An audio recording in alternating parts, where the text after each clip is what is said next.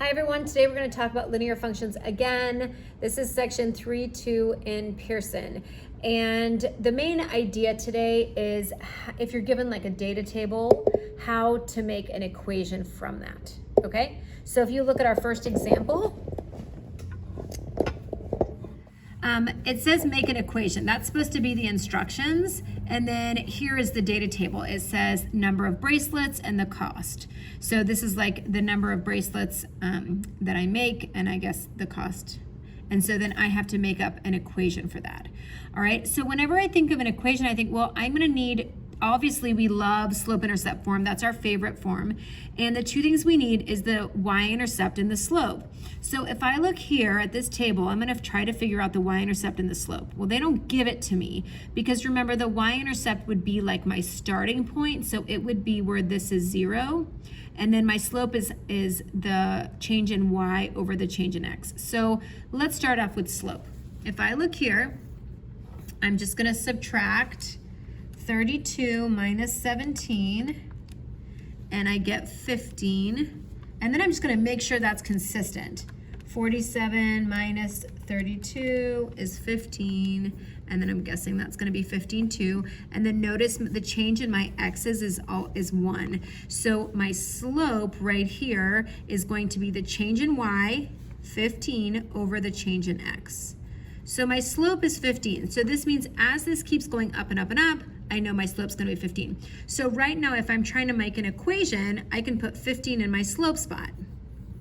All right, now I have to figure out the y-intercept. Now I love charts like this because they're giving me the first one, the second one. It's very easy for me to backtrack, right? If this is constantly going up by 15, well, I don't have to do a lot of effort here to figure out, well, what was it before it was this? Well, this would have to be 2 so that it was going up by 15 to get to 17. Right? So when it's given like this, it's pretty easy. I just usually backtrack and I figure out what the y-intercept is. The y-intercept is 2. So I fill everything else in. And there's my equation. Okay? Let's look at another situation. And here it is. Notice again, really nice. I noticed that the book has kind of given me ones like this, and then we're going to do one that's a little bit harder. Okay, so I'm going to find, this is going up in order, so these should be going up by the same amount as well. So 13 minus 6.5. So this is going up by 6.5. Let's double check here.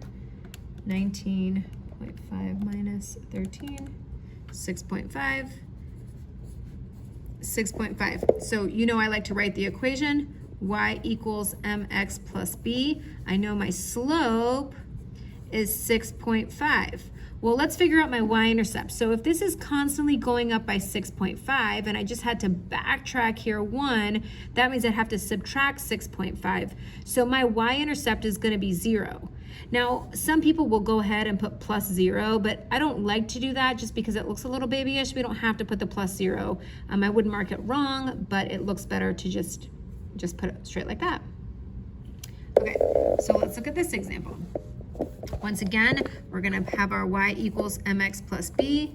We're gonna look for the slope and the y-intercept. So the slope, well, that's what I can do in my head. Because this is going up by 1s, this should be consistent. So it's going up by 3, going up by 3. So I know right now that my slope is 3. I can pretty easily backtrack here. So I would just say, what's 1 minus 3? So that's gonna get me to a -2. So I know my y-intercept is -2. And there we go, that's my equation. All right, I wanted to show you a word problem because sometimes this stumps people and it's really not that bad. So it says at 6 a.m., the temperature, just remember that one time reoccurring. At 6 a.m., the temperature is at -3. It increases 2 degrees every hour. If it increases at the same rate of change throughout the day, what will the temperature be at 2 p.m.? And so once I know this is where I'm starting, and then this is happening again and again and again and again, I always think of that like a y equals mx plus b slope-intercept type of equation. Okay, so which of these am I starting with? At 6 a.m., the temperature is -3. So that's my value of b. okay? I'm gonna fill that in for B. And then it's increasing every hour. So that's gonna be constant. So every hour it goes by, increases by 2 degrees, increases by 2 degrees. So I know that's my slope. And then I just fill it in. You guys, once you know that it's your one-time fee, reoccurring fee, or your starting point and something else is happening again and again and again, it's usually pretty easy to fill in.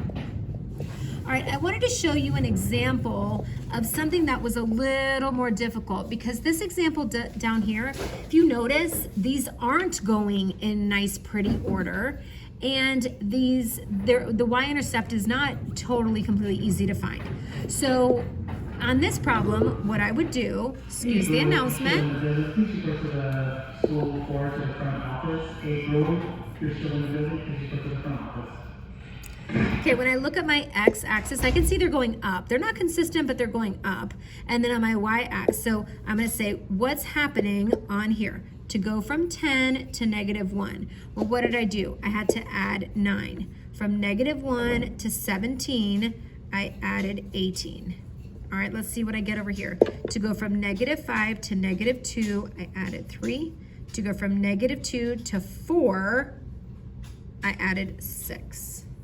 All right, so remember, this should even out. So when I find the slope, it's the change in y. So I would say it's 9/3, which gets me 3. And I should have the same answer when I do this down here. The 18/6 also gets me 3. So I know that y equals mx plus b. I know that 3 is going to be my slope. All right, I have to find my y-intercept.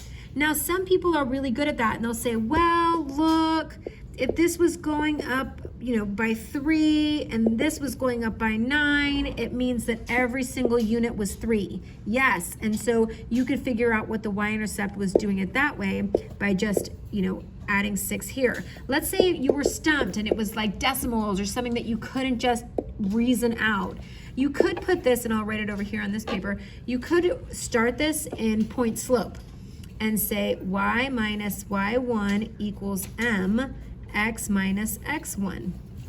All right, so for point slope, I need the slope, which I already calculated as 3, and we're going to use a coordinate. We can pick any of these coordinates. Well, okay, I'm gonna pick 2 and -1. I can see some people picking 4 and 17 because they're both positive, but it should not matter. All right, so -2 goes into my x spot, and I'm minusing a -2, so I'm adding 2. And 1 goes into my y, I'm minusing a -1, which means I'm adding 1. All right, and now I'm gonna turn this into slope-intercept form. I'm gonna distribute that 3, minus 1, and there is my answer in slope-intercept form. Okay? All right, last problem for this section, just because this comes up sometimes, it says, gives me a function, f of x equals 4x plus 5. And it tells me that the domain is in here, and it wants to know the range. So basically, remember what domain is. Domain is all of the input values that you can put in. Well, we are certainly not about to sit here and put in every single number between 0 and 50, because that would be unlimited, because it's saying you can do decimals, you can do fractions, anything between 0 and 50. So it's kind of like if I told you I was selling those bracelets and I sold, I sold anywhere between none and 100, you could just, and I wanted to know how much money did I make, you could just figure out what it would be for 0 and what it would be for 100, and could say, oh, your range is somewhere in there. Well, we can do the same thing with this. We can plug in the smallest number, and we can say, okay, 4 times 0 plus 5 is 5, right? So we know if I plug in 0, I get 5. Let's talk about what happens if I plug in 50. 4 times 50 is 200. I get 205. So I know that my range, my y value, if my domain is between 0 and 50, then my range value is going to be between 5 and 205. So that's how I would write my answer. Okay? All right. See you guys later.